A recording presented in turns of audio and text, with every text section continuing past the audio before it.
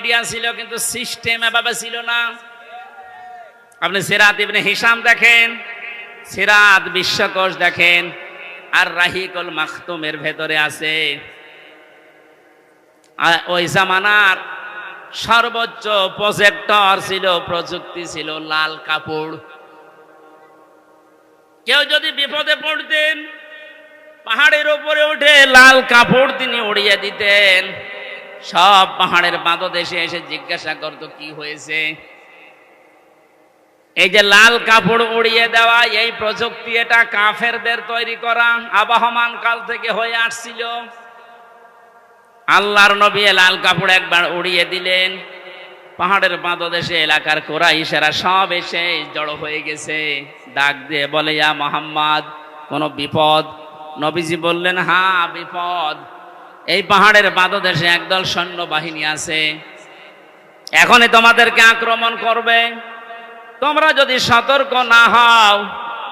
সবাই এক বাক্যে জবাব দিচ্ছে, বলেন আমরা সতর্ক আছি, কি করা লাগবে আমাদের? তিনি তখন বিষয়টা উল্টিয়ে বললেন, আল্লাহর বান্দা বান্দিরা, আমি দেখতে পাচ্ছি আল্লাহর গজবের ফেরেশতারা এই পাহাড়ের পাদদেশে অবস্থান নিচ্ছে। তোমরা যদি আল্লাহর একত্ববাদ স্বীকার করে কালেমার স্বীকৃতি না দাও, এই মুহূর্তে তারা তোমাদের আক্রমণ করবে। কেউ কোনো কথা বলে নাই।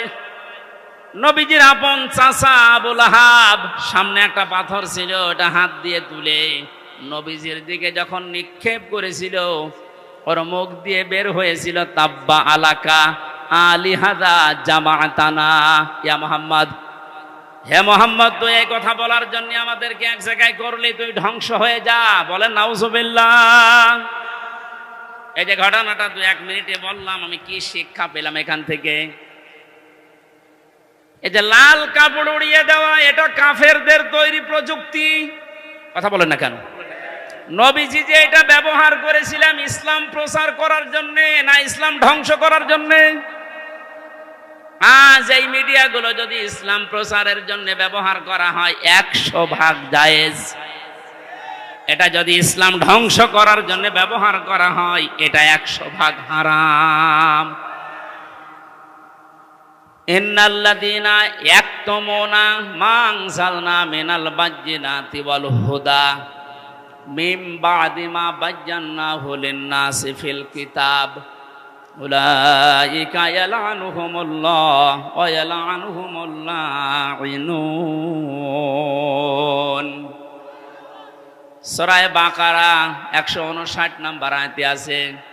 2 নম্বর পারার 3 নম্বর পৃষ্ঠা 4 নম্বর লাইনে পাবেন তাফসিরে ইবনে কাসির আর ফি জিলালিল কোরআনের ব্যাখ্যা। আল্লাহ পাক বলেন, নিশ্চয় যে বা যারা গোপন করছে ভবিষ্যতেও করবে। ইয়াকতুমুনা এই শব্দটা আল্লাহ গঠন করেছেন, বানিয়েছেন 2টা কাল দিয়ে, বর্তমান ভবিষ্যৎ, প্রেজেন্ট ফিউচার। তার মানে এখন যারা আমরা গোপন করছি, ভবিষ্যৎ বলতে কিয়ামত পর্যন্ত আমরা যারা এই কোরআনের কথা জানার পরেও গোপন করে রাখবো। আল্লাহ পাক বলেন, এই মানুষগুলোর উপরে আমি আল্লাহ নিজে না, আমার যত সৃষ্টি জগৎ আছে সবাই এর জন্য লানত দেয়, বরদোয়া করে। আপনি কোরআনের কথা প্রচার করতে আসতে গেলে বলতেন উপরের চাপ আছে, আপনার চাপ খুব বেশি হলো এই পর্যন্ত।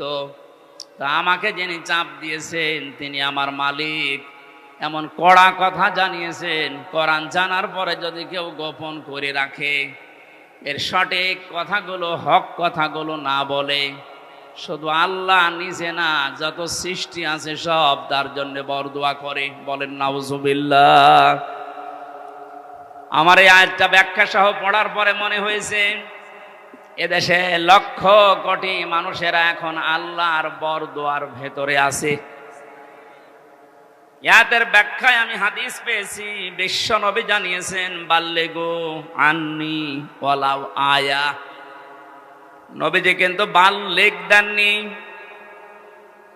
কুষ্টিয়াবাসী, এখানে আমার মনে হয় অনেক আলেম এসেছে, 2 পাশে বসে আছে, স্টেজে আছে। বাল্লিগু বহু বচন দিয়েছেন। এ বাল্লিগুর ভেতরে হামসা যেমন আছে, অধ্যাপক শহীদুল ইসলাম নেই। আসতে বলেন। আজকের আলম সাহেব নেই। এ পৃথিবীতে যে আল্লাহ বলে একজন আছে স্বীকার করে, সেই এই বাল্যগুর ভেতরে সামিল। তোমরা প্রচার করো সবাই মিলে, আন্নি আমার পক্ষ হতে, ওয়ালাউ আয়া, যদি একটা আয়াত তোমাদের জানা থাকে। প্রাণ প্রিয় কুষ্টিয়াবাসী, আপনাদেরকে আমি বাঁচাতে চাই। কোরআনের চোখ লাগিয়ে দেখতে পাচ্ছি এই হাদিসটা কিয়ামতে আমাদের বিরুদ্ধে যাবে। সবাই মিলে দায়িত্ব পালন করো, যে যতটুকু জানো, যতটুকু জানা আছে ওইটাও দুনিয়ায় জীবিত থাকতে পৌঁছিয়ে দাও। এ ঘোষণা কার? রসুলের। কার? আল্লাহর আদেশ মানা যেমন ফরজ, রসুল্লাহর আদেশ মানা কি? বলেন বলেন।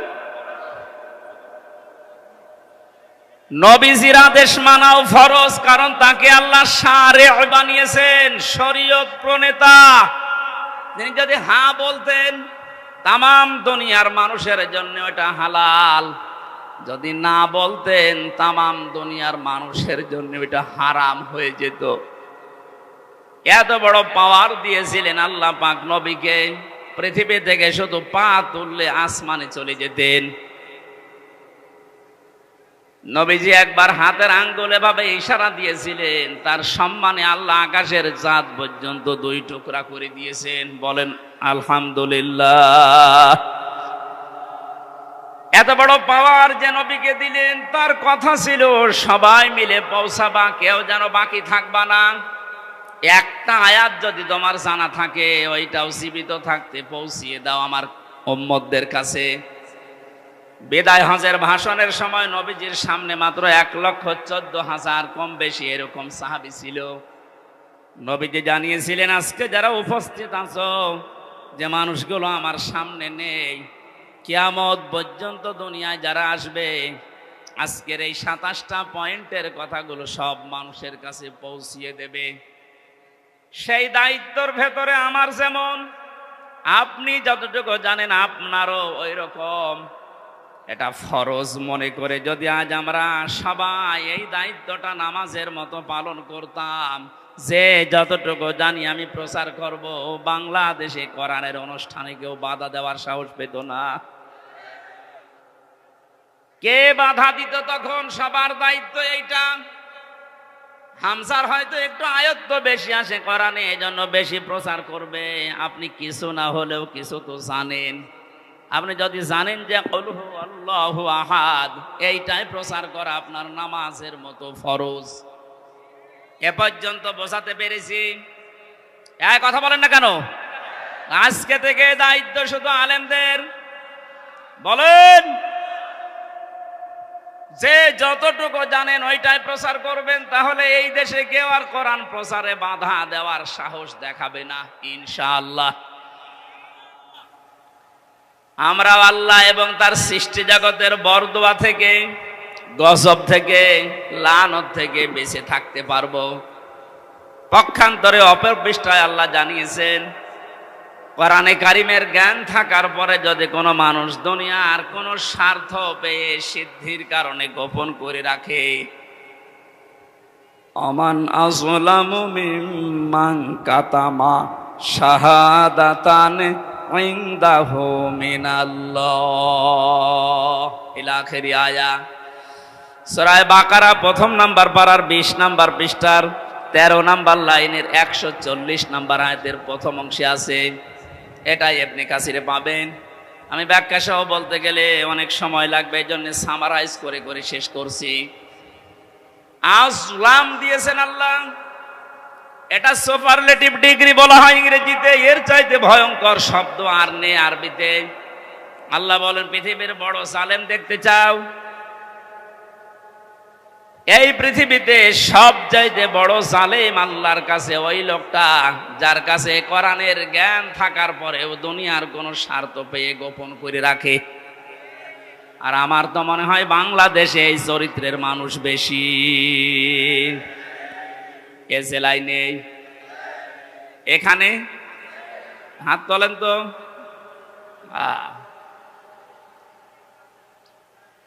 আপনি আল্লাহর ভাষায় বড় জালেম হয়ে উঠবেন কিয়ামতে। আমি সেদিন মিরপুরে জালেমের ব্যাখ্যায় বলেছিলাম, জালেম এই শব্দটা এত ঘৃণিত আল্লাহর কাছে, আল্লাহ নিজে জালেমদের বিরুদ্ধে মামলা দায়ের করবে। কুষ্টিয়াবাসী, সূরা শূরা ৪২ নম্বর আয়াতের প্রথম অংশ, ইন্নামাল মুমিনুনা সাবিলু আলাল্লাযিনা ইয়াযলিমুনান নাস। আল্লাহ পাক বলেন, অবশ্যই আমি নিজে মামলা দেব, নিজে কেস করব, অভিযোগ দায়ের করব তাদের বিরুদ্ধে যারা এই দুনিয়াতে মানুষ হয়ে মানুষের উপরে অত্যাচার করছে এবং করবে।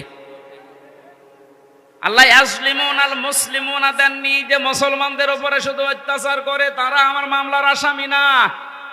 ইয়াজলিমুনান নাস, পৃথিবীতে যে কোনো ধর্ম অনুসরণ করতেই পারে, কিন্তু তো মানুষ ও কি মানুষের উপরে যারা জুলুম করছে ভবিষ্যতেও করবে। কেন ভবিষ্যৎ দিলেন? আল্লাহ জালিম না দিয়ে ইয়াজলিমুন দিলেন কেন? পৃথিবীতে এখনো অনেকে জুলুম করছে, এমনকি এই পৃথিবীতে অনেকে এখনো টার্গেট নিয়ে আছে ভবিষ্যতে জুলুম করবে। এটা আমি বেশি বলে ফেললাম। অনেকে যে জুলুম করবে তার ভাবসাব দেখে বোঝা যাচ্ছে। জালেমরা তো পালিয়েছে। জালেমের পরে 5 তারিখ থেকে আজকের এই 9 তারিখ, এই 1 মাস 4 দিনে আমরা অনেককেই জুলুমের সাথে জড়িত হতে দেখে ফেলেছি। এখন যদি আপনি জুলুম শুরু করেন, থালা হাতে পেলে কি করবেন? সুতরাং আপনি থামেন। যারা জুলুম করছেন তাদের সর্বোচ্চ নেতা বারবার ওখান থেকে ভিডিও বার্তা পাঠাচ্ছে যে থামেন। এ দলের নাম নিয়ে কেউ যদি জুলুম করে, অত্যাচার করে, চিন্তায় করে, যে কোনো কাজ করে, এর জন্য দল দায়ী না, সে তার নিজের জন্য দায়ী। এদেশের মানুষ কন্যা নামে যিনি পরিচিত ছিলেন, আমরা দেখেছিলাম বাতাস একটু ঘুরে গেছে তখন ভিডিও বার্তা দিয়েছে ছাত্রলীগ এটা আওয়ামী লীগের কোন অঙ্গ সংগঠন না। এত আদর মহব্বত দেখতাম, অথচ বাস্তবতায় একটু বাতাস ঘুরেছে। তাই যদি এই পরিচয় দিয়ে ওরা আমাদের দলের কেউ না, অঙ্গ সংগঠন না, যিনি অলরেডি এখন ঘোষণা দিতেই আছে প্রতিদিন কিছু মানুষের কাজ কারবার দেখে, এরপরও যদি আপনি সংশোধন না হন, আপনারও কপালে জালেমদের মতো আগুন লাগবে। আমি আর নিচে নামলাম না, নাকি আরো নামবো? না, অত নিচে নামা ঠিক হবে না, কারণ এখনো তো ভালো শুরু হয়নি। এই আয়াত দিয়ে যেটা শিক্ষা দিতে চাই, কুষ্টিয়াবাসী, 64 জেলার ভেতরে কুষ্টিয়া আমার কাছে প্রিয়, কারণ এখানে আমার জন্ম। সব জেলার চাইতে আপনাদেরকে বেশি ভালোবাসে একটু, কারণ এখানে আপনাদের সাথে আমার সম্পর্ক একটু বেশি। কথা বলেন ঠিক কিনা? আশা করছি আপনি বুঝেছেন। জালেমরা কিন্তু হামজার টার্গেট না, জালেমরা টার্গেট আল্লাহর। সুতরাং 15.5 বছরে যিনি জুলুম করেছেন, আমি 11টা ফেরেশতা দেখেছি। প্রথমে যেটা দিয়ে শুরু হয়েছিল বিডিআর, 950-র উপরে আমার সাথে জেলখানায় 3টা বছর অনেককে দেখেছি। দীর্ঘ শ্বাস যখন ফেলতো, ডাক দিয়ে বলতো, হামজা ভাই আর 1 মাস পরে রিটায়ার্ড হয়ে যাব, অথচ 14 বছর জেলে আছি, কিচ্ছু জানি না। আপনি এই শ্বাসটা কিভাবে নষ্ট করবেন? মাজলুম যদি কোনো কথা মুখ দিয়ে একবার বের করে ফেলে, আল্লাহর নবী জানিয়েছেন, ইত্তাকি দাওয়াতাল মাজলুম ফাইন্নাহা বাইনাহা লাইসা বাইনাহু ওয়া বাইনাল্লাহি হিজাব। মুসলিম শরীফের হাদিস। নবীজিকে দিয়ে আল্লাহ বলাচ্ছেন, নবী আপনি বলেন, হে পৃথিবীর মানুষেরা যা করো করো, কিন্তু মাজলুমের বরদুয়া থেকে নিজেকে বাঁচিয়ে রাখবা। কারণ মাজলুম যদি এরকম কোন শব্দ বের করে ফেলে, ওটা সঙ্গে সঙ্গে আরশে চলে যায়। কত মুসলিমের চোখের পানি জেলখানার অন্ধপ্রকোষ্ঠে পড়ছে।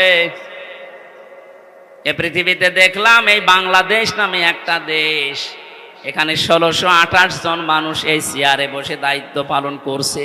মেন যারা বাস্তবে দেখেছিলাম এই 1628 জনের ভেতরে 1627 জনের হাত বাঁধা, একজনের হাত খোলা ছিল।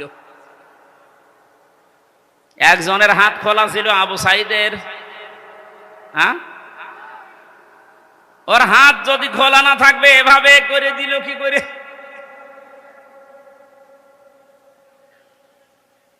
হাইকোর্টের বিচারপতি পর্যন্ত যদি বলে যে না, হামজার মামলা, মামুনুল হকের মামলা হবে না, ওপরের নির্দেশ, তোর চেয়ারে বসে থাকার দরকার, কিন্তু ভ্যান চালা। আপনি বলেন, একটা হাইকোর্টের বিচারপতি যদি একথা বলতে পারে, বিচার ব্যবস্থা কিভাবে বাধা ছিল আপনি টের পাচ্ছেন?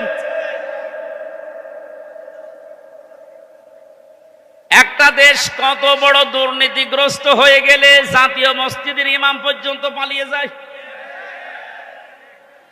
আর কার নাম বলবেন? জাতীয় মসজিদের ইমামও পালিয়ে গেছে।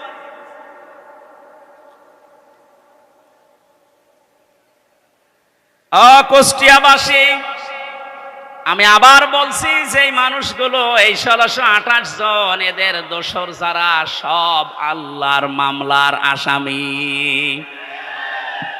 বাদী যত বড় হয় মামলা তত কঠিন হয়।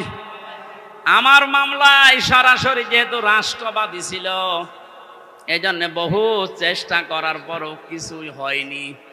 এ মামলাটা 31 বার উঠেছে, সিএমএম কোর্ট, জজ কোর্ট, হাইকোর্ট মিলে, হবে না। অথচ এই মামলায় যদি সাজাও লাগিয়ে দেয় 3 মাসের বেশি সাজা হয় না। 3টা বছরের ভেতরে এ কঠিন অবস্থায় ফেলে দিয়ে আপনি কি করলেন? বিচার ব্যবস্থাকে একেবারে ধ্বংস করা ফেলা হয়েছিল। আহ্বান জানাবো, এখন যারা দায়িত্বে আছেন, সংস্কার যেহেতু আরম্ভ হয়ে গেছে, আর এই জন্যেই এতগুলো মানুষ জীবন দিয়ে গেল, সুতরাং সকাল আসতে আসতে যেন আমরা শুনি এই 1628টা চেয়ারে নতুন মানুষ এসে বসেছে। নাই তো এরা যতদিন থাকবে ততদিন নতুন নতুন ইস্যু তৈরি করে আবার বিশৃঙ্খলা ঘটাবে। কারণ ওদের চরিত্র এরকমই।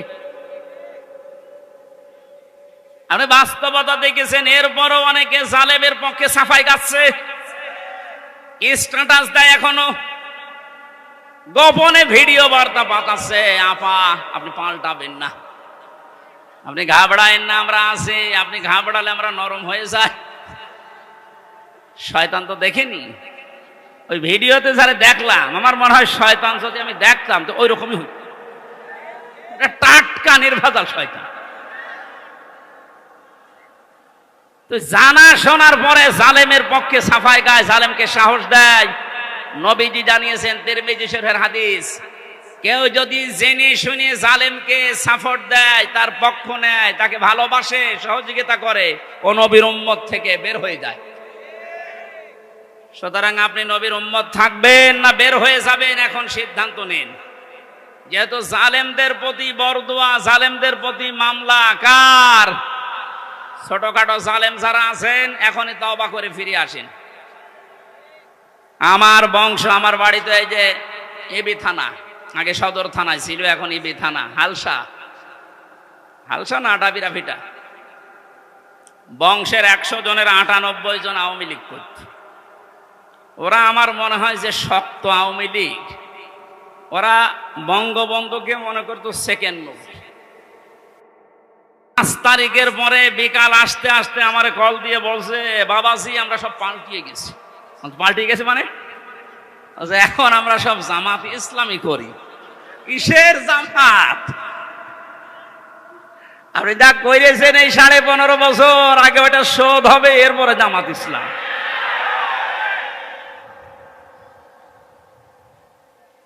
না, তারপরেও এরা যা সেকেন্ডে পাল্টিয়েছে, চলিয়েছে। এই জন্য যারা ছোটখাটো জালেম আছেন, হালকা পাতলা, আপনারা আশা করছি ফিরে আসবেন। নয়তো মৃত্যুর গড়গড়ানি শুরু হলে জালেমদের কিন্তু আর কালেমাও নসিব হবে না। বেঈমান হয়ে আবাদান আবাদান চিরকালের জন্য জাহান্নামে থাকা লাগবে। কথা বলেন ঠিক কিনা? অন্তত অন্য জেলায় যাই হোক, আমার জেলা জাহান্নামে যাবে আর আমি সারা দেশে আমি ঘর ছেয়ে বেড়াই আর আমার ঘরের খড় নেই। না, এটা করা যাবে না। আমি আহ্বান জানাচ্ছি আপনাদের বিবেককে কাজে লাগাবেন। জালেমদের পক্ষে আমরা কোনোদিন ছিলাম না, ইনশাল্লাহ সামনে কিয়ামত পর্যন্ত এই বাংলাদেশে জালেমদের পক্ষে আমরা থাকবো না ইনশাল্লাহ। কোরআনে কারিমের অনুষ্ঠানে যেহেতু এসেছি, কোরআন কিভাবে মানুষের কাছে উপস্থাপন করা লাগে এ ধরন আল্লাহ শিখিয়েছেন কোরআনে। ওইভাবে বলবো নাকি মন মতো বলবো? কোরআনে কারিম কিভাবে আপনি মানুষের সামনে উপস্থাপন করবেন, বর্ণনা দেবেন, ১৫০০ বছর আগে আল্লাহ পাক ওটা আমাদেরকে শিখিয়েছেন। কিতাবুন উনজিলা ইলাইকা ফালা ইয়াকুন ফি সাদরিকা হারাজুম মিনহু লিতুনযিরা বিহি ওয়া যিকরা লিল মুমিনিন। বলেন আল্লাহু আকবার। সূরা আরাফ ৮ নম্বর পারা ১০ নম্বর পৃষ্ঠার ১ম নম্বর লাইনের ২ নম্বর আয়াত। এটা তাফসিরে ফি জিলালিল কোরআনে ব্যাখ্যা আছে, সাইয়্যিদ কুতুব লিখেছেন।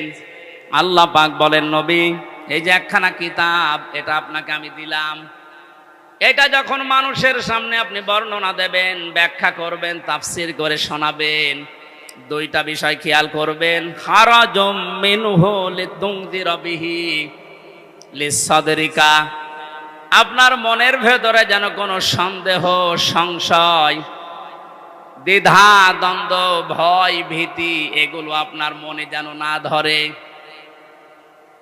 যিকরা লিল মুমিনিন, কোরআন এই দেশে এই পৃথিবীতে মুমিনদের জন্য উপদেশ। এই আয়াতের ভেতরে হারাজন শব্দের ব্যাখ্যাটা ইম্পর্টেন্ট। এদিকে তাক। হারাজনের ব্যাখ্যায় আমি ২টা অর্থ পেয়েছি। হে নবী, আপনি যখন কোরআনের কথা বলতে যাবেন, অনেক মানুষ আছে না বোঝার কারণে আপনার উপরে মন খারাপ করতে পারে। এরকম মানুষ নেই দেশে? কথা বুঝতেছেন? কোরআন যেভাবে আল্লাহ উপস্থাপন করেছেন, যেভাবে তিনি বর্ণনা দিয়েছেন, ওই ফোর্সে যদি বর্ণনা দেওয়া হয়, অনেক মানুষের সীমিত জ্ঞানের কারণে ওই বক্তব্য বুঝবে না, সেটা উল্টাপাল্টা ধারণা আপনার উপরে আসতে পারে যে হুজুর মনে হয় রাজনীতি করছে। এরকম ধারণা দেশে নেই। দ্বিতীয় নম্বরে, আবহমান কাল থেকে এমন এমন নিয়ম নীতি মানুষ ইবাদত মনে করে পালন করে আসছে, যেটা আসলে ইসলামে নেই, কোরআনে নেই, হাদিসে নেই, কিন্তু মানুষ ইসলাম মনে করে পালন করে আসে।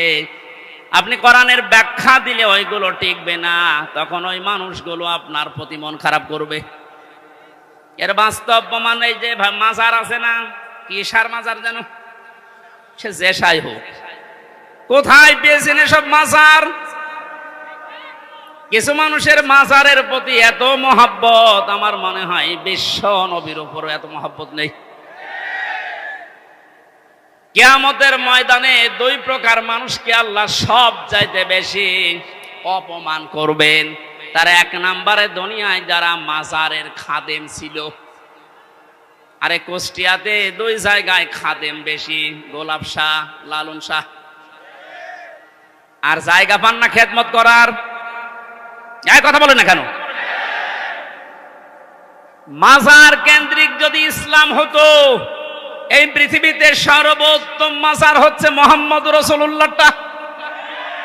ওখানে তো কাউকে আমি কোনোদিন টাকা দিতে, মোমবাতি দিতে, আগরবাতি দিতে দেখি না। কোন কারণে আপনি এখানে এই সমস্ত কাজ কারবার করেন?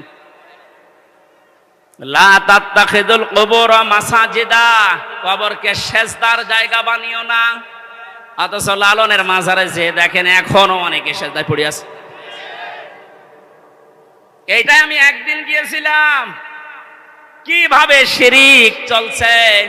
কোরআন দিয়ে হাদিস দিয়ে বললে বাংলাদেশে ৪৮,০০০ মাজার, একটাও টিকবে না।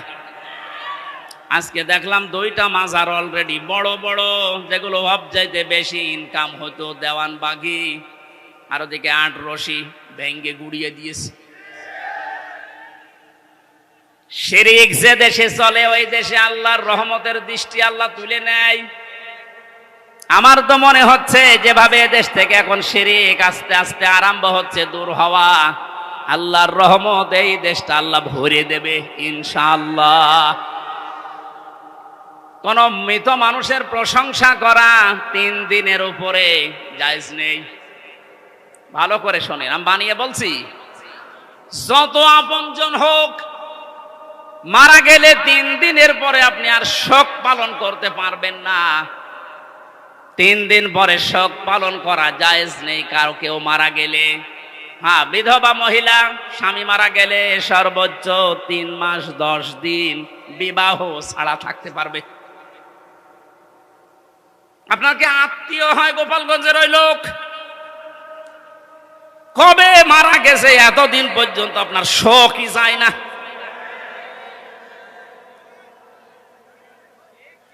আপনাকে রাগ হয়ে গেল, তাহলে হাদিস কেটে বাদ দিয়ে দিন। আমি তো গোপন করলে আমার সমস্যা হবে, কিয়ামতে আমার জহব্বা কেটে দেবে। কথা বলুন, আমি আপনাকে বাঁচাতে চাচ্ছি। যেহেতু ইবাদত 1 দিন 2 দিন 5 দিন না, ওয়াবুদ রব্বাকা হাত্তা ইয়াতিয়াকাল ইয়াকিন। সূরা হিজরের 99 নম্বর আয়াত 14 নম্বর পারার 6 নম্বর পৃষ্ঠার 5 নম্বর লাইনে আছে। আল্লাহ বলেন ইবাদত করবা 2 দিন 5 দিন না, যতদিন মরণ না আসে ততদিন।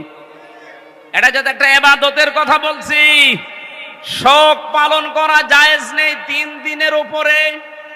এজন্য ইমাম হোসাইন মারা যাওয়ার পরে আজও যারা শোক পালন ছাড়েন না, আপনি ইসলামে নেই। এটা একটা বেদাত। এই কথা বলেন না কেন?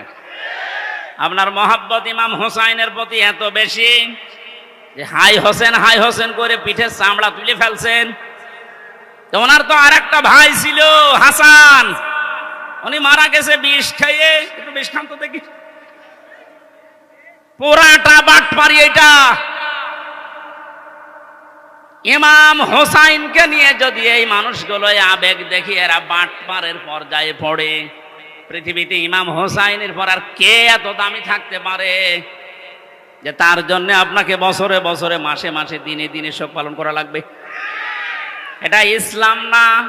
ইসলামের ভেতরে নতুন করে আপনি এটা সংযোজন করেছেন, আপনি বেদাত পন্থী। নবীজি জানিয়েছেন কেউ যদি বেদাত আরম্ভ করে, ইবাদত না অথচ ইবাদত মনে করে পালন করতে বলে, ওই লোকটাকে সালাম দেওয়া পর্যন্ত জায়েজ নেই। কত বড় কঠিন কথা দেখেছেন। যারা বেদাত আবিষ্কার করে তাদের সালাম দেওয়া জায়েজ নেই। অথচ এমন হাদিস আমি কোনোদিন পড়িনি, পাইনি যে নামাজ পড়ে না তারে সালাম দেওয়া যাবে না। পেয়েছেন? কেউ পেয়েছেন? নেই। রোজা রাখে না তারে সালাম দেওয়া যাবে না, আমি পাইনি।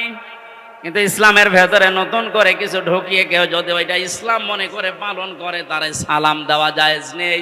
আর এগুলো সব বেশি হয় এই 48,000 দরবারে।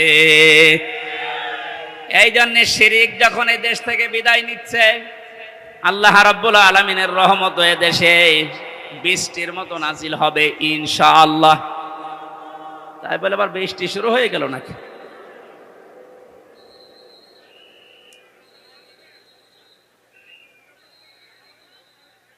এই কারেন্টে ধরিস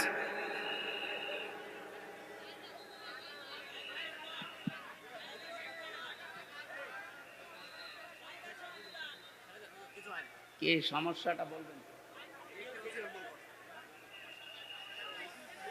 দেখতে পাচ্ছেন না তো কি করা যাবে? মা এখানে প্রায় 1 কিলোমিটার শুধু মানুষ দেখে আসলাম। 1 কিলোমিটার শুধু মানুষ, পা ফেলার জায়গা নেই। যেখানে আছেন ওইভাবে থাকেন ভাই। আর আপনাদের এই চাইতে আর বড় জায়গা ছিল না? না, কষ্ট হয়ে যাচ্ছে মানুষের।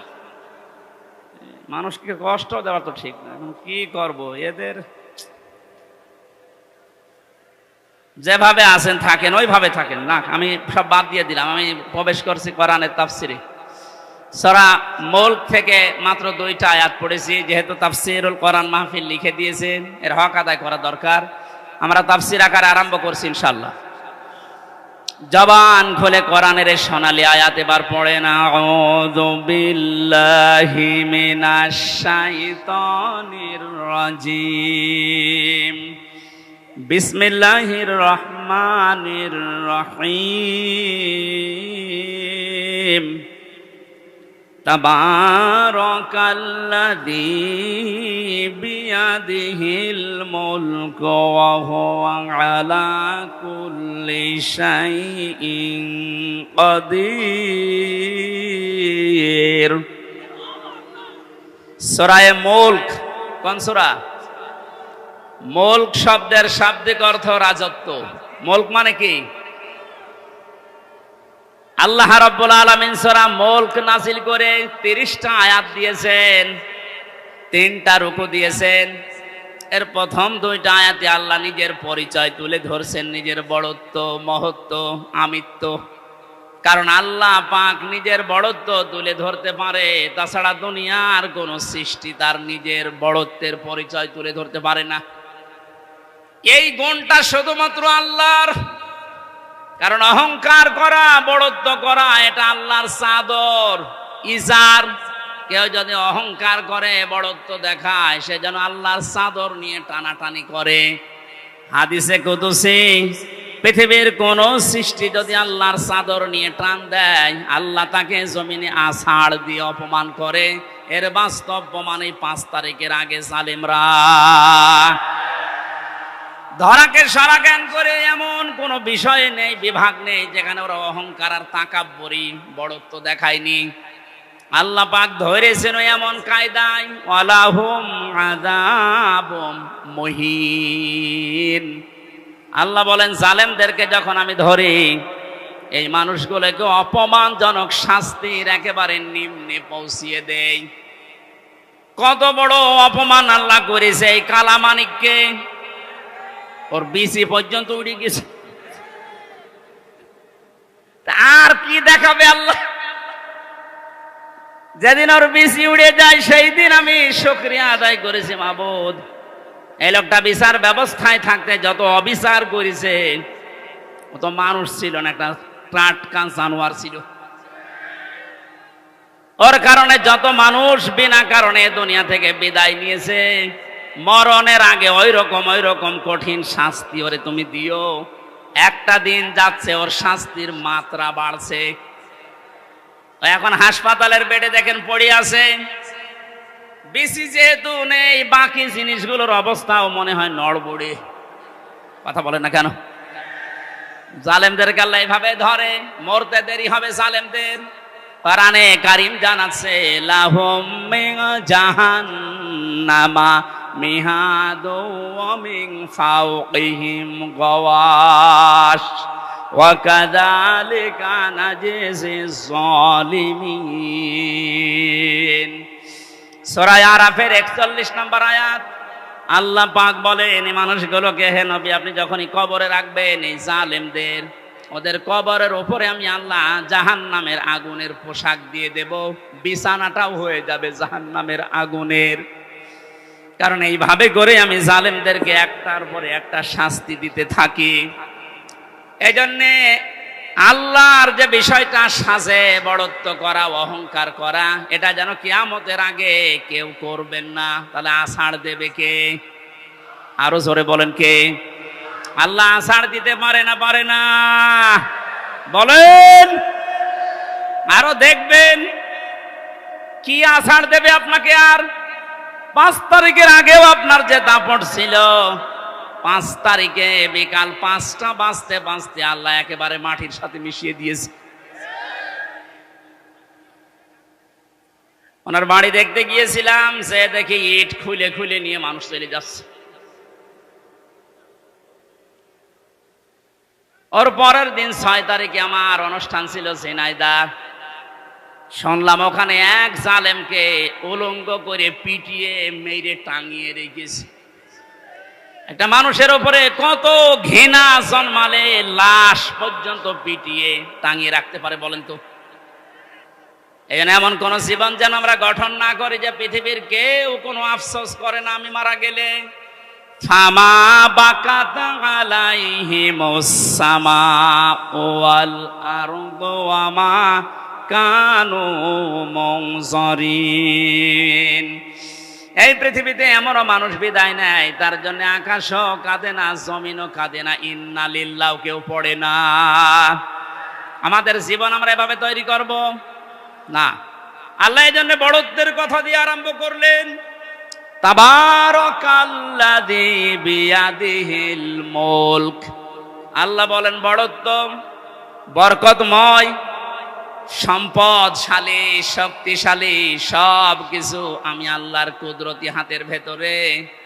ওয়া আলা কুল্লি শাইইন কাদির, সব কিছুর উপরে একচ্ছত্র ক্ষমতা আমি আল্লাহর, আর কারণে এ বিশ্বাসটা যার ভেতরে যত বেশি জন্ম নেবে সে তত বেশি বিনয়ী হবে, আর এই বিশ্বাস যার ভেতরে যত বেশি কম থাকবে ওই মানুষগুলো তত উগ্র হবে। কথা বলেন ঠিক কিনা?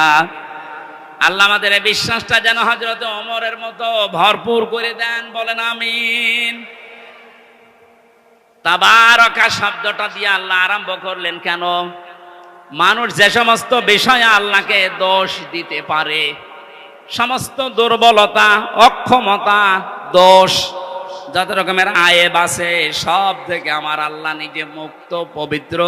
এজন্য তাবারাকা দিয়ে তিনি আরম্ভ করেছেন আয়াতটা। আল্লাহ নিজের পরিচয়, বড়ত্বের কথাগুলো মানুষকে শোনাচ্ছিলেন, হঠাৎ করে আলোচনার ধরন পাল্টিয়ে ফেলেছেন। এবার আল্লাহ আরম্ভ করলেন মানুষের জীবন সংক্রান্ত বিষয় নিয়ে। আল্লাযী খালাকাল মাউতা ওয়াল হায়াতা লিয়াবলুয়াকুম আইয়ুকুম আহসানু আমালা ওয়া হুয়াল আজিজুল গফুর।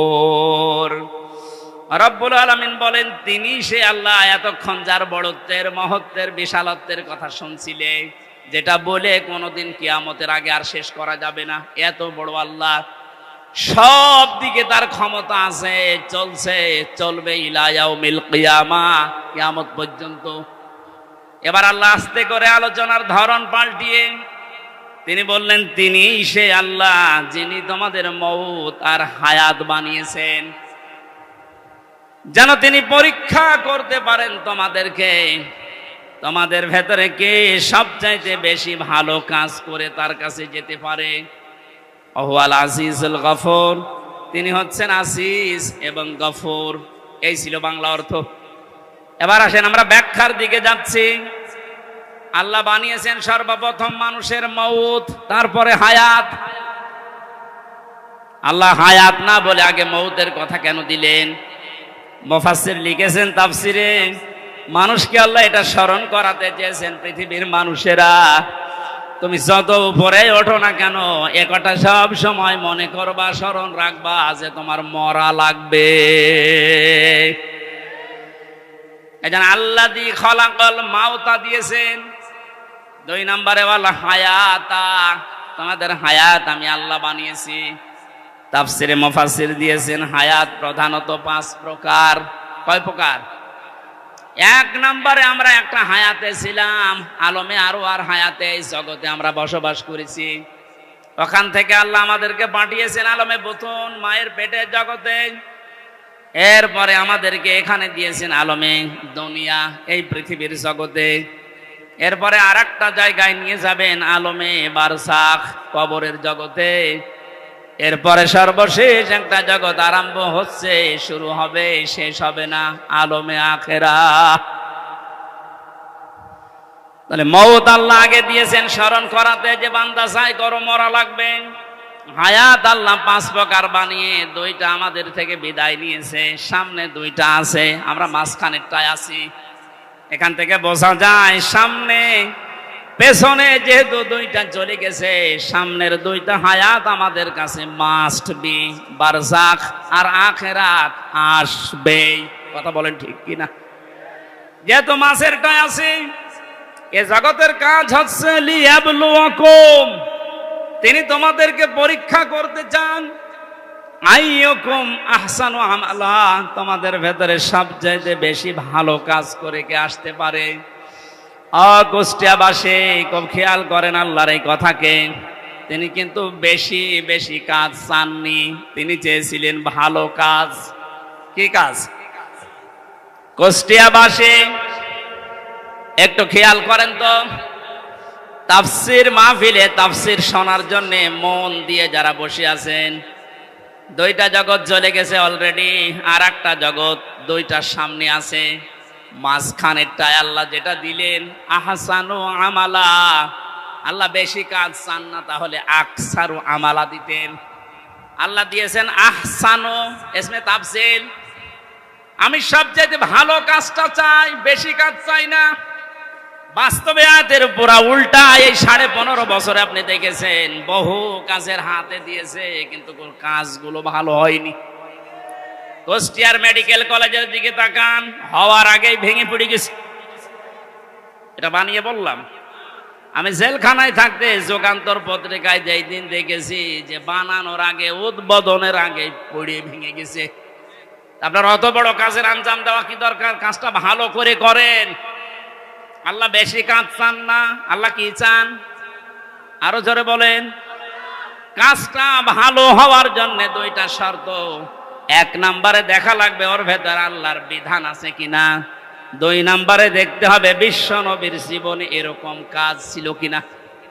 এখন যদি বলেন নবীজির জীবনে হাসপাতাল বানানো ছিল, হ্যাঁ ছিল। বিশ্ব নবী মুহাম্মদুর রাসূলুল্লাহ মানবতার সেবায় যে কাজগুলো করেছিলেন ওই জামানায়, আপনি তার জীবনীতে দেখবেন। এই যে মিডিয়ার কথা এসেছে আজকে আসার সময় বলছিল, এই জন্য মনে পড়ছে আমি বলছি। অনেক মানুষ এখনো পর্যন্ত ফতোয়াবাজি করছে যে নবীজির যুগে যে মিডিয়া, এই টেলিভিশন, এই পর্দা ছিল না। এই প্রযুক্তি যারা ব্যবহার করছে এরা হারাম কাজে আছে। একটা ভ্রান্ত ধারণা এটা। আল্লাহর নবী মুহাম্মদুর রাসূলুল্লাহর জামানায় এই মিডিয়া ছিল, কিন্তু সিস্টেম এভাবে ছিল না। আপনি সিরাত ইবনে হিশাম দেখেন, সিরাত বিশ্বকোষ দেখেন, আর রাহিকুল মাখতুমের ভেতরে আছে ওই জামানার সর্বোচ্চ প্রজেক্টর ছিল, প্রযুক্তি ছিল লাল কাপড়। কেউ যদি বিপদে পড়তেন পাহাড়ের উপরে উঠে লাল কাপড় তিনি উড়িয়ে দিতেন। সব পাহাড়ের পাদদেশে এসে জিজ্ঞাসা করত কি হয়েছে। এই যে লাল কাপড় উড়িয়ে দেওয়া, এই প্রযুক্তি এটা কাফেরদের তৈরি করা, আবহমান কাল থেকে হয়ে আসছিল। আল্লাহর নবী লাল কাপড় একবার উড়িয়ে দিলেন, পাহাড়ের পাদদেশে এলাকার কুরাইশেরা সব এসে জড়ো হয়ে গেছে। ডাক দিয়ে বলে, ইয়া মুহাম্মদ, কোনো বিপদ? নবীজি বললেন, হ্যাঁ বিপদ। এই পাহাড়ের পাদদেশে একদল সৈন্যবাহিনী আছে, এখনই তোমাদেরকে আক্রমণ করবে। তোমরা যদি সতর্ক না হও। সবাই এক বাক্যে জবাব দিচ্ছে, বলেন আমরা সতর্ক আছি, কি করা লাগবে আমাদের? তিনি তখন বিষয়টা উল্টিয়ে বললেন, আল্লাহর বান্দা বান্দিরা, আমি দেখতে পাচ্ছি আল্লাহর গজবের ফেরেশতারা এই পাহাড়ের পাদদেশে অবস্থান নিচ্ছে। তোমরা যদি আল্লাহর একত্ববাদ স্বীকার করে কালেমার স্বীকৃতি না দাও, এই মুহূর্তে তারা তোমাদের আক্রমণ করবে। কেউ কোনো কথা বলে নাই। নবীজির আপন চাচা আবু লাহাব, সামনে একটা পাথর ছিল, ওটা হাত দিয়ে তুলে নবীজির দিকে যখন নিক্ষেপ করেছিল, ওর মুখ দিয়ে বের হয়েছিল, তাব্বা আলাকা আলিহাদা জামাতানা ইয়া মুহাম্মদ। হে মোহাম্মদ, তুই এই কথা বলার জন্য আমাদেরকে এক জায়গায় করলি, তুই ধ্বংস হয়ে যা। বলেন নাউজুবিল্লাহ। এই যে ঘটনাটা 1 মিনিটে বললাম, আমি কি শিক্ষা পেলাম এখান থেকে? এই যে লাল কাপড় উড়িয়ে দেওয়া, এটা কাফেরদের তৈরি প্রযুক্তি। কথা বলেন না কেন? নবীজি যে এটা ব্যবহার করেছিলাম ইসলাম প্রচার করার জন্য, না ইসলাম ধ্বংস করার জন্য? আজ এই মিডিয়াগুলো যদি ইসলাম প্রচারের জন্য ব্যবহার করা হয় 100% জায়েজ। এটা যদি ইসলাম ধ্বংস করার জন্য ব্যবহার করা হয় এটা 100% হারাম। হ্যাঁ, এখানে একটা মাসলা আছে। পুরুষের জন্য যে সতরটা, এতটুকু আপনার জন্য এই টেলিভিশনে হোক, বাইরে হোক, পর্দায় হোক, জায়েজ আছে। ইমাম আবু হানিফা রহমতুল্লাহ আলাইহির মত অনুযায়ী একটা পুরুষের মুখমণ্ডল, হাতের কবজি, পায়ের পাতা, এতটুকু বাদ দিয়ে পুরা শরীর যদি ঢাকা রাখে, তাহলে একটা মহিলার সামনে আসলে আপনার গোনা নেই। আমি আবার বলছি মাসলাটা, একটা মেয়ে লোক যদি নিজের মুখমণ্ডল, হাতের কবজি, পায়ের পাতা খোলা রেখে চলাফেরা করে, দেখাশোনা করে, জায়েজ আছে, এর দিকে তাকানো জায়েজ আছে। কিন্তু এ যদি খাস পর্দা করতে চায়, হাত মোজা, পা মোজা দিয়ে মুখ ঢেকে শুধু চোখ দুটো বের করে, এটা সর্বোত্তম। কিন্তু বাস্তবতায় যদিও কর্মজীবনে সে বাইরে যেতে চায়, হাতের কবজি, মুখমণ্ডল, পায়ের পাতা খোলা রেখে ও কাজ কারবার করতে পারবে। এটা যদি আপনি সামনে দেখুন যেমন জায়েজ আছে, এ পর্দায় দেখলেও সেরকম জায়েজ আছে। এবার আসেন পুরুষেরটা। আল্লাহর নবী জানিয়েছেন একটা পুরুষের সতর হচ্ছে মা নাভি থেকে শুরু করে হাঁটু পর্যন্ত। এটা যদি ঢাকা রাখে, বাকি শরীরে কাপড় চোপড় নেই, তার দিকে তাকানো জায়েজ আছে না নেই? 100% জায়েজ আছে, কারণ সতর ঢাকা আছে। আমরা যেটা নিয়ে এসেছিলাম, এই যে আহসানু আমালা, এই শব্দটার ব্যাখ্যা করতে গিয়ে আমি পেয়েছি আল্লাহ যেহেতু বেশি বেশি কাজ চাননি, কোরআনে ভালো কাজ চেয়েছেন, এখান থেকে একটা মাসলা আমি বের করেছি। পৃথিবীতে আমরা একটা বিষয় এখনো পর্যন্ত মনে হয় ক্লিয়ার না, মিজানের পাল্লা। শোনেননি নাম? মিজানের পাল্লা নাম শুনেছেন? এ জিনিস দিয়ে কি করে? আমল মাপে। কি মাপে? আরো জোরে বলেন। এখানে অধ্যাপক বসে আছে, অ্যাডভোকেট বসে আছে, আলেমরা বসে আছে। এই বিষয়টা ক্লিয়ার করব আজকে ইনশাআল্লাহ। কোরআনে কারিমে মাপার যন্ত্রের যে সমস্ত নাম আমরা পেয়েছি, ফাআম্মা মান সাকুলাত মাওয়াজিনুহু ফাহুয়া ফি ঈশাতির রাদিয়া ইলা আখিরি আয়াত। আল্লাহ পাক বলেন, কোন মানুষের সেকাল, ওজন, এটা মাপ দেওয়া হবে যেটা দিয়ে, এটা যদি ভারী হয়, ওজন যদি বেশি হয়, তাকে সন্তোষজনক জীবন, তার মানে জান্নাতে তাকে পৌঁছিয়ে দেওয়া হবে। আমাদের দেশ, বিশেষ করে আমি বহু দেশ থেকে এই তথ্যটা পাওয়ার চেষ্টা চালিয়েছি। বাংলাদেশ, ভারত, পাকিস্তান, এই তিনটা দেশে একটু সমস্যাটা বেশি, এই যে মাপটা নিয়ে। আমরা মনে করি কিয়ামতের ময়দানে আল্লাহ মিজানের পাল্লায় আমাদেরকে ওজন দেবেন। আমাদের ওজনটা দেবেন কি বলেন তো? আমল। বলেন না কেন? আরো জোরে বলেন, আর একবার বলেন। আমল। আমল এটা আরবি শব্দ, বাংলা কাজ। আমল মানে কি? এ পর্যন্ত বুঝেছেন কিনা বলেন? আমল মানে কি? আরো জোরে বলেন। এবার আমার প্রশ্ন অধ্যাপক সাহেবের কাছে, পৃথিবীর প্রতিটি জিনিস পরিমাপ করার জন্য আলাদা আলাদা যন্ত্র আছে।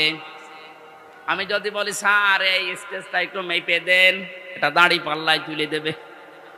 কি দিয়ে মাপবে? ফিতা দিয়ে। বলেন বলেন। যদি এখন বলি যে 1 কেজি চাল মেপে দেন, ওটা ফিতা দিয়ে মাপবে। কি দিয়ে? বলেন। এই যে এখানে পানি আছে, এই পানি যদি ওনারে মাপতে দেয়, উনি ফিতা দিয়ে মাপবে। এটার জন্য লিটার আছে, সিসি আছে। কথা বলেন না কেন? দুনিয়ায় যত জিনিস দেখবেন, প্রতিটি জিনিস পরিমাপ করার জন্য আলাদা আলাদা যন্ত্র আছে। আপনি যে এতক্ষণ বলছেন যে কিয়ামতে আল্লাহ মাপবে, আমল কি মাপবে? আমল মানে বলেন, কাজ মাপতে হয় দাড়ি পাল্লা দিয়ে, যে 5 কেজি কাজ। এই ধারণাটা আজ নিরসন করা লাগবে। ভুল ধারণায় আছি আমরা। এটা যদি আমার মনে হয় ক্লিয়ার হয়, অনেক বিষয় আপনার সামনে আজ স্পষ্ট হবে যে না, এগুলো আসলে ভ্রান্ত ধারণায় ছিলাম। আল্লাহ পাক বলেন, আমি আমলের মাপ দেব কিয়ামতে মিজানের পাল্লা দিয়ে। কিসের পাল্লায়? মিজান মানে না না, আপনি কোন অভিধানে পাবেন না মিজান মানে দাড়ি পাল্লা। মিজান মানে মানদণ্ড। মিজান মানে কি? আমাদের হাইকোর্টের সামনে দেখবেন একটা দাড়ি পাল্লা টাঙানো আছে, ওটার নাম কি? ওটা সরকার টাঙিয়ে রেখেছে দুই দিকে সমান সমান, নাকি একদিকে একটু ঝুলি আছে? দুই দিকে সমান কেন? সরকার দেশের জনগণকে বোঝাতে চায় এদেশের ইউনিয়ন থেকে শুরু করে জজ কোর্ট, হাইকোর্ট পর্যন্ত যদি কোনো বিচার না পাও, এই সুপ্রিম কোর্টে আসলে ন্যায় বিচার পাবা। এটা ন্যায় বিচারের প্রতীক। দাড়ি পাল্লা কিসের প্রতীক? আমাদেরকে যেহেতু আল্লাহ মাপবেন, আপনি বলছেন আমল, আমল মানে কাজ। আর এখানে কোনো পাগলেও বিশ্বাস করবে না কাজ মানুষ দাড়ি পাল্লায় তুলে দেয় যে 8 কেজি কাজ। এ কথা বলে না কেন? কাজ মাপার জন্য আলাদা কোনো যন্ত্র আছে? কাজ মাপে মানুষ কি দিয়ে? সে মানদণ্ডটা কি? সিসি দিয়ে মাপে না, লিটার দিয়ে মাপে না, ফিতা দিয়ে মাপে না, গজ দিয়ে মাপে না, কেজি দিয়ে মাপে না। কাজ মাপতে হলে লাগে গুরুত্ব। কি লাগে? কাজ মাপতে হলে গুরুত্ব লাগে। এ কাজটা গুরুত্বপূর্ণ এবং গুরুত্বহীন। যতগুলো ইবাদত আল্লাহ দিয়েছেন, 550-র উপরে ইবাদত আমি পেয়েছি। প্রতিটি ইবাদতের ভেতরে কিছু গুরুত্বপূর্ণ জিনিস আছে, আর কিছু ইবাদতে গুরুত্বহীন জিনিস আছে। এই যে আজকের এই প্যান্ডেলটা, এটার গুরুত্বপূর্ণ বিষয় হচ্ছে খুঁটি আরে সামিয়ানা। কথা বলছেন এখন? এখানে গুরুত্বহীন অনেক জিনিস আছে। এই যে এইটা, এই টেবিল, এই লাইট, এই যে ফুল ফুল ঝুলছে, এই ক্যামেরা, এগুলো না হলে কেউ স্টেজ বলবে না, বলবে না? কিন্তু খুঁটি আর সামিয়ানা না থাকলে স্টেজ বলবে। তাহলে এখানে দুইটা গুরুত্বপূর্ণ জিনিস পেয়েছি, আর গুরুত্বহীন জিনিস আরো 7-8টা পেয়েছি। কথা বলেন ঠিক কিনা? আল্লাহ পাক কোরআনে কারিমে যেগুলো গুরুত্বপূর্ণ দিয়েছেন, ওগুলোর একটাও যদি আপনি না মানেন, বিশ্বাস না করেন, গুরুত্বহীন যত কাজ করেছেন ওগুলো যদি দুনিয়া ভর্তি করা হয়, দাড়ি পাল্লা, মানদণ্ড, গুরুত্ব যাই ওজন করেন, সব শূন্য, জিরো জিরো হবে। এবার উদাহরণ একটা একটা করে সেট করছি, দেখ মেলে কিনা। আমরা যারা নামাজ পড়ে আসলাম এশার, নামাজের ভেতরে বাইরে মিলে ফরজ ছিল কয়টা? আরো জোরে। 13টা ফরজের 12টা ফরজ অধ্যাপক শহীদুল ইসলাম আদায় করেছে, একটা আদায় করেনি। ওনার নামাজের সওয়াব হবে 12টা। কিচ্ছু হবে। 13টা ফরজের যদি একটা বাদ দিয়েছে, উনি যদি বলেন না আমি তো 12টা আদায় করেছি, অন্তত 12টা সওয়াব দেন, হবে? কি হবে? জিরো, শূন্য, কিচ্ছু হবে না। এটা যেমন মেনে নিলেন যে হ্যাঁ এটা ঠিক আছে, আপনার বাস্তবতার সাথে কিন্তু এটা মিলছে না। না, আমি 12টা আদায় করলাম, একটা করি নাই, আমার 12টা সওয়াব দেন। আপনি এখানে জোর করতে পারবেন আল্লাহর সাথে? বলেন। কারণ গুরুত্বপূর্ণ জিনিস, খুঁটি না থাকলেও এটা স্টেজ না, এ সামিয়ানা না থাকলেও স্টেজ না। হ্যাঁ, ওয়াজিব আছে, যেটা যদি কেউ ভুল করে 1টা 2টা, তাহলে তারা জরিমানা দেওয়া লাগে, সসেজদা দেওয়া লাগে, এটা দিলে আবার পূর্ণ হয়ে যায়। কিন্তু যেটা খুঁটি আর সামিয়ানা, এটা যদি আপনার জীবনে না থাকে, কেউ এটাকে স্টেজ বলবে না। কিন্তু 4 কাপ না থাকলে স্টেজ বলবে না, এটা না থাকলে স্টেজ বলবে না। এক কথা বোঝেন? এখান থেকে আপনি মাপেন। জীবনে গুরুত্বপূর্ণ কাজ আল্লাহ এই কোরআনে দিয়েছেন 500। একটা নামাজ, একটা রোজা, একটা হজ, একটা যাকাত, এভাবে 500টা আপনি একটা একটা করে কোরআন থেকে বের করেন। এর ভেতরে দেখবেন একটা আছে, এই পৃথিবীতে আল্লাহর দিন কায়েম করা লাগবে। নামাজ পড়া যদি আপনার কাছে রাজনীতি মনে না হয়, রোজা রাখা যদি রাজনীতি মনে না হয়, দিন কায়েমের কথা যারা বলে এটা রাজনীতি যদি মনে হয়, আপনার একটা খুঁটি বাদ চলে গেছে। যান আপনি এবার মাপ দেন তো।